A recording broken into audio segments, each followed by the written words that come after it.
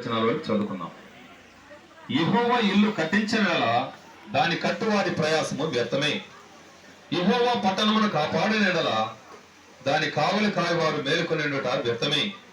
మీరు ఏకోనే లేచి చాలా రాత్రి అయిన తర్వాత పండుగొనుచు కష్టార్జితమైన ఆహారమును తినుచుట వ్యర్థమే. తన ప్రియులు నిద్రించుచుండగా ఆయన వారికి ఇచ్చున్నాడు. కుమారులు యెహోవా అనుగ్రహించు స్వాస్థ్యము, గర్భఫలము ఆయన ఇచ్చు బహుమానమే.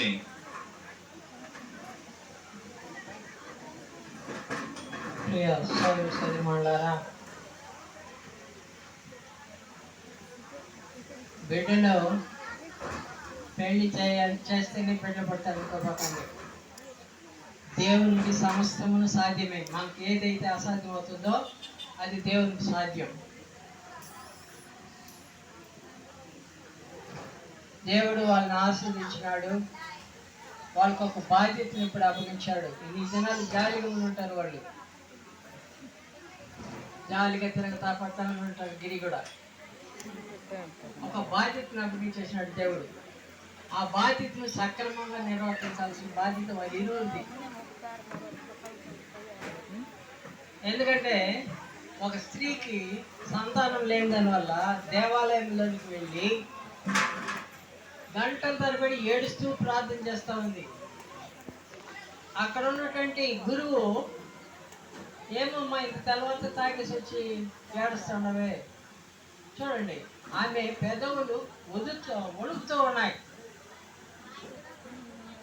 యెరూషలేము దేవాలయంలో కూర్చుని ఆమె ఒడుగుతూ ప్రార్థన చేస్తామంటే ఆయన దృష్టికి ఎలా కనపడింది?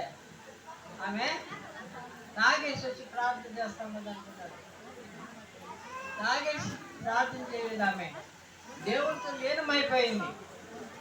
దేవుని సన్నిధిలో లీనమైపోయి ఏకాగ్రతతో ఆమె దేవునికి మొరపెట్టుకుంటుంది. అయ్యా, నేను ఈ గొడ్డలు అనేటువంటి ఈ యొక్క పేరు నేను చెడగొట్టుకోవాలని నాకు అవమానంగా ఉంది. ఈ యొక్క బాధ నుండి నన్ను విముక్తురాలుగా చెయ్యని ఏకాగ్రతతో ప్రార్థన చేస్తుంటే అప్పుడు చెప్పినాడంటే, నీ ప్రార్థన దేవుడు ఉన్నాడమ్మా, వచ్చే సంవత్సరం ఈ దినాన్ని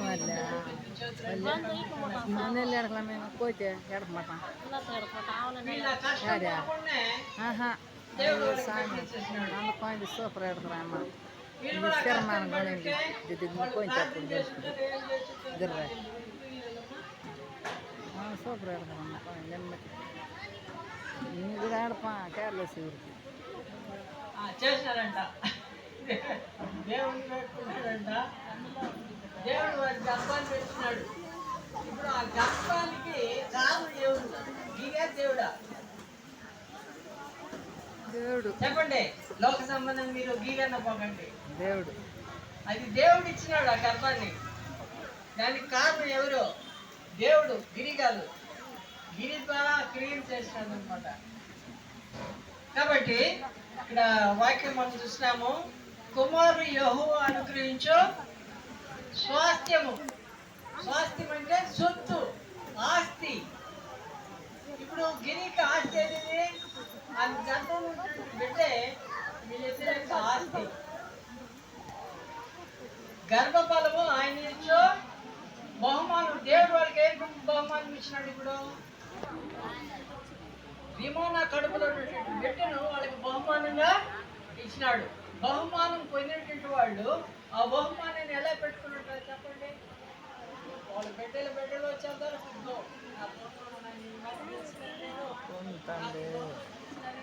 చూపించుకుంటారు. దేవుడు ఇచ్చిన ఈ బహుమానాన్ని వాళ్ళు దేవుని వాక్యంలో పెంచాలా.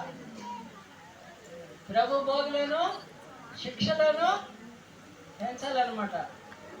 ఒకవేళ ఆ బిడ్డ తప్పుడు దారికి వెళ్ళిపోయినాడు అనుకోండి, దాని పనిష్మెంట్ ఎవరికే? బిడ్డకి కాదు, వీళ్ళకి, తల్లిదండ్రుల నుంచి వీళ్ళకి దేవుడు పనిష్మెంట్ ఇస్తాడు. ఎందుకంటే ఆ బిడ్డ ఎవరు సొత్తు? ఎవరు సొత్తమ్మా? దేవుని సొత్తు. దేవుడు ఏం చేస్తున్నాడు? తన సొత్తుని వీళ్ళకి అప్పగించినాడు. ఆ బిడ్డని మంచి మార్గంలో నడిపించే బాధ్యత వీళ్ళకి ఇచ్చున్నాడు. తిరిగి మనం ఆ బిడ్డను ఎవరికి ఇవ్వాలా? దేవుడు ఎట్లా ఇచ్చినాడో, నిర్దోషమైన బిడ్డని, పరిశుద్ధులైన బిడ్డని మనకి ఎలా ఇచ్చినాడో అదే రీతిగా మనం దేవునికి అప్పగించాలా. లేదంటే దేవుని దగ్గర నిలబడి లెక్కలు చెప్పాల్సి వస్తుంది, తప్పించుకోలేము. తర్వాత